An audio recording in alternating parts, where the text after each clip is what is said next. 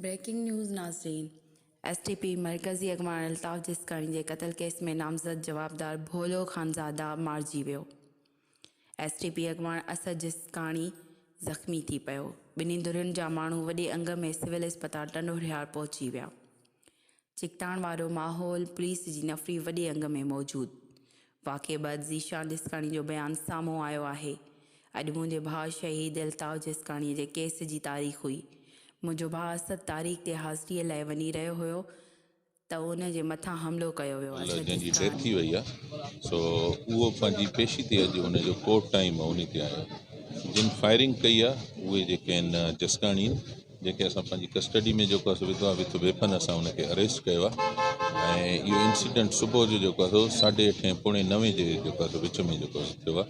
ऐं हिकु मुलज़िम असां गिरफ़्तार कयो आहे ऐं उन खां अलावा मुख़्तलिफ़ जायुनि ते रेड कया अथसि। 2 मुलज़िम ॿिया बि जेको गिरफ़्तार कया आहिनि विथ वेपन कया आहिनि। उहो जसकाणियुनि जी कम्यूनिटी ते उते जेको आहे उहो वेपन सां वेठा। अञा ताईं उन्हनि वटि लेसन बेसन कुझु बि कोन्हे। जेको पहिरियों जेको गिरफ़्तार थियो आहे उहो जेको आहे जसकाणी सां ऐं फर्दर इन्वेस्टिगेशन हलंदी ऐं उन में CC कैमराज़ में ईंदो उहो जेको आहे उन ते एक्शन वठंदासीं। प्रेस कॉन्फ्रेंस करे चवे थो त इहो ॾाढो तजुब वारी ॻाल्हि आहे जेकॾहिं उहो चवे त पुलिस जी लॻी आहे।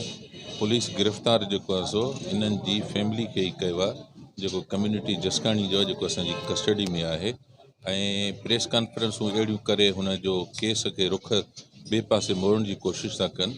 फ़िलहालु मां एतिरो ई चवंदुसि त इन्वेस्टिगेशन थींदी ऐं कैमराज़ में घणियूं शयूं आहिनि। केरु कहिड़ी पॉइंट तां लथो आहे कीअं अचनि था उहो कैमराऊं असां सेव करायूं था। ऐं कोर्ट जे मेन रोड ते जेको आहे